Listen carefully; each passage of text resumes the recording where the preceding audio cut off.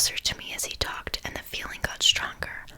Logically, something was off, but mostly I just had this feeling in the pit of my stomach that I needed to leave and keep him talking until I could. I started to edge to the side, but he stayed in front of me, and the feeling got more intense.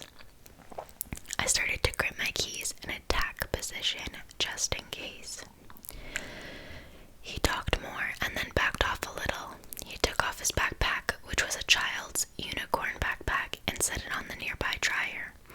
I looked over to the door for just a second, and when I looked back, he was pulling something I couldn't see out and holding it to the side behind him where I couldn't see it. But I did see what was in his backpack: duct tape. Instantly, it was just like an alarm went off. There was no more worrying about being rude, no more second-guessing myself that he was just off, but harmless.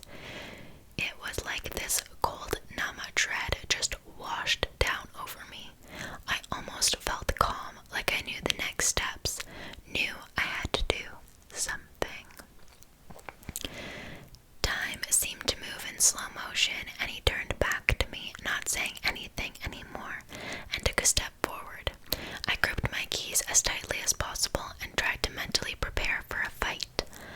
I remember being afraid that I would move too slow or be too weak, like in a nightmare, but all of a sudden the door to the laundromat opened and a woman walked in, barely even looking at us. She went to go get her laundry.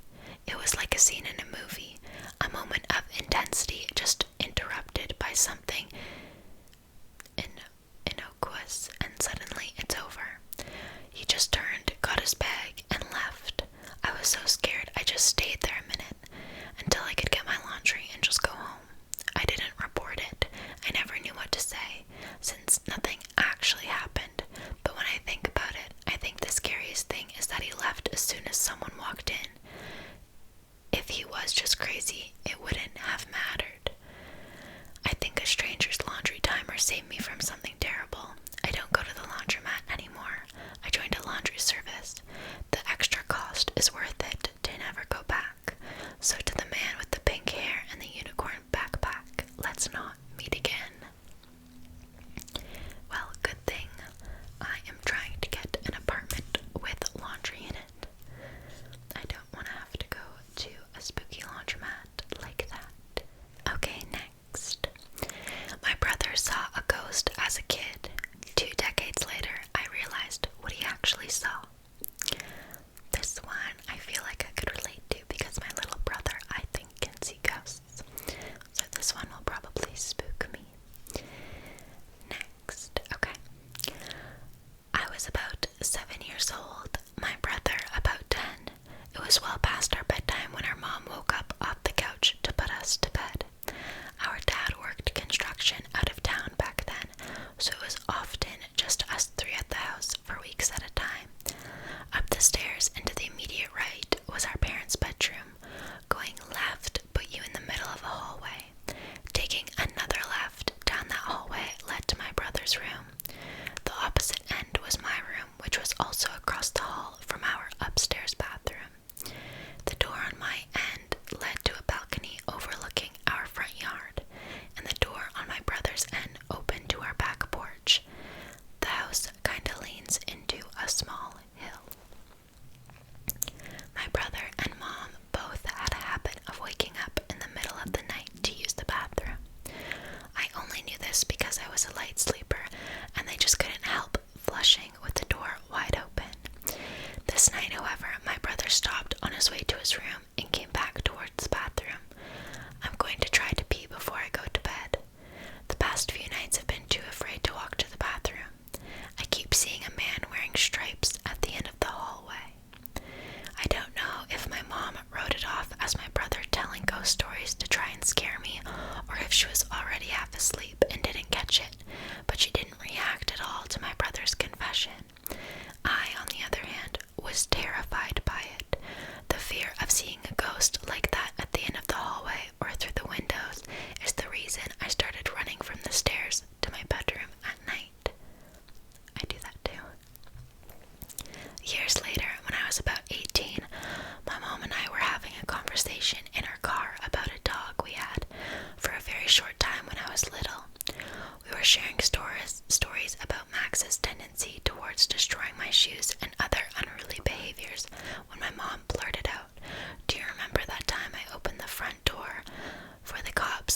Max ran inside to the kitchen and started tearing open that big bag of food we had. This really caught me by surprise because in all the years I lived in that house, we never once called the cops. Gun owner family in a quiet, rural neighborhood, etc. I asked her what she was talking about, and she looked equally surprised as if she had just revealed something by accident. Oh, that's right, I never told you because you were too young at the time. One night I woke up hearing noises by my window, and when I looked, I saw a man staring into my bedroom. She went on to describe how turning on the lights caused him to take off running and how she grabbed my dad's pistol before calling the cops. I can't remember all the details I gave them when they showed up. Tall white man wearing a striped shirt and jeans, short dark hair, something like that. They said it matched the description of a man they were looking for in the area. It turns out he had escaped from jail on a murder charge. Now I know it sounds so obvious hearing these two stories back to back, but it wasn't until a few years ago, in my mid-20s, that I pieced together that my brother had unknowingly warned us about a murderer who spent multiple nights casing our home. Oh, that one gave me chills. That one is creepy. Because just imagine how many times kids warn their parents about something and parents just shrug it off and think of it as nothing. That is creepy, creepy, creepy. Okay, let's see. Next, the title of this one is Had an incredibly frightening experience last night and wanted to know if anyone here has ever had a similar encounter. So in the comments, let me know if you ever had a similar encounter to the story I'm about to share. So last night, I was at a classmate's house working on a group project we have due tomorrow.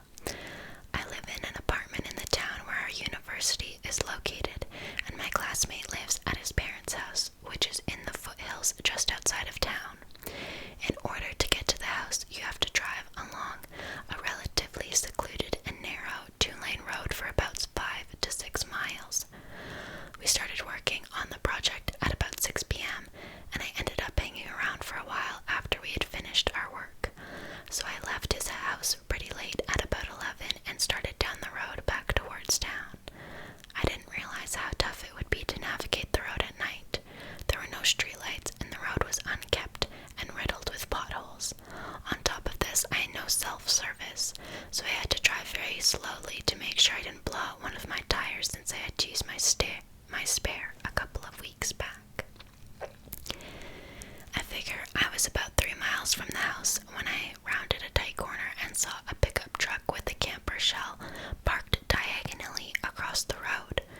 The manner in which it was parked completely impeded my path, and I couldn't drive around it because there was a gully on both sides of the road.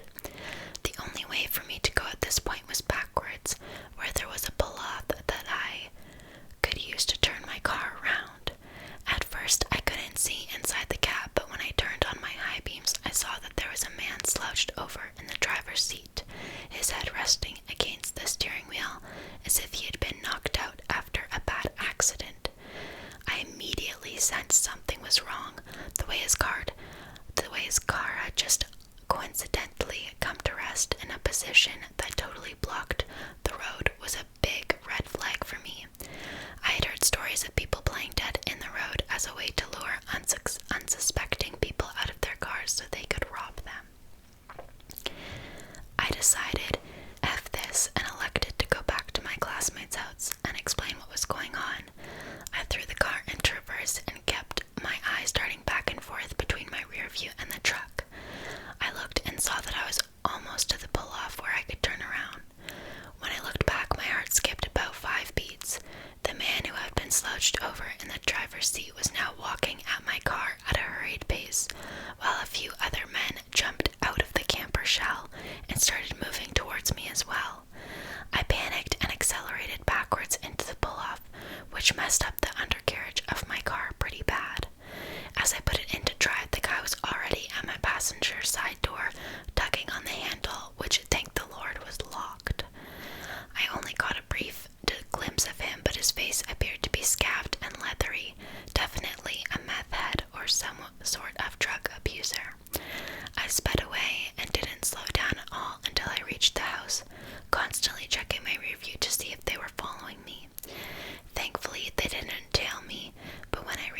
house, I explained what had happened to my classmate and we called the cops.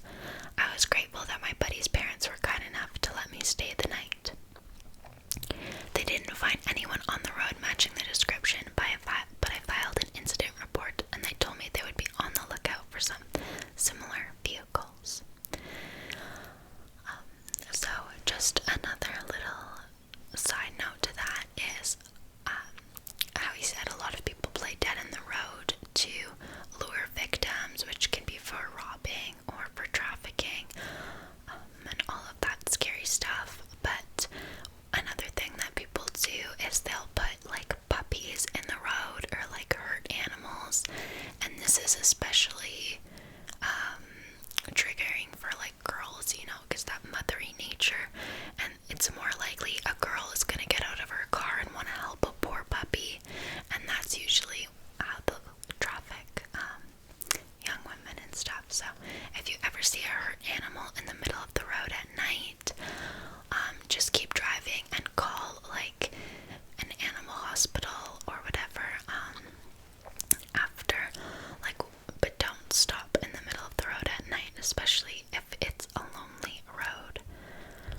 Okay, let's read one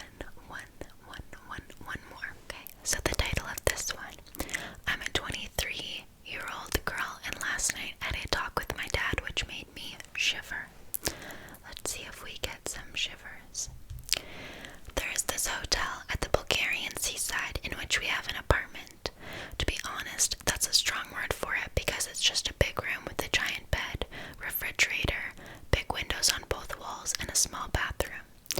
It's on the ground floor, and again, both of the walls are facing the parking lot of the hotel. Despite all that, it's perfect for me alone. It's right next to the beach, and that's why I've been spending some of my summer vacations there.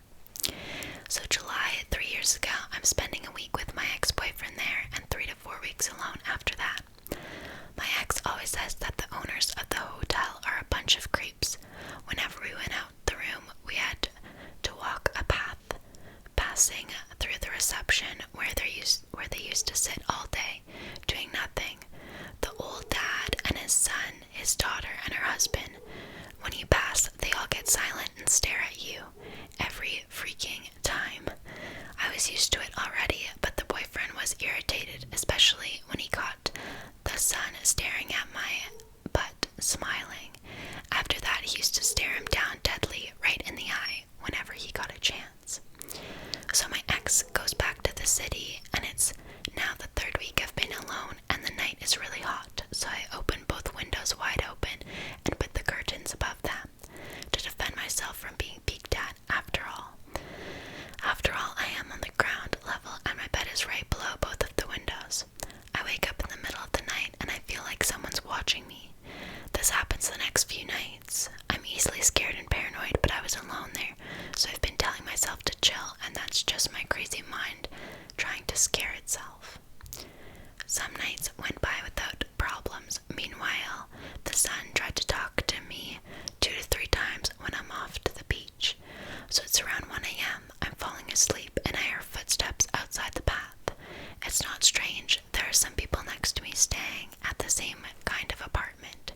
Maybe someone's coming home or going out to partying. But the steps stop at one point, really close outside. I hear all of it because the opened windows. I'm sitting in bed now and listening when I notice that the freaking door handle is moving slowly up and down. I kinda lost it, but stayed quiet and gave some "nice job, girl" to myself for locking the door. After that, nothing happened, and the person just walked away. I closed the windows, called my dad, and told him what had happened. He told me to lock the doors and close everything, and that he'll take me in the morning, but it's a 5-hour drive. This was 3 years ago. Last night we were having dinner, and my dad is like, "Do you remember your seaside adventures?"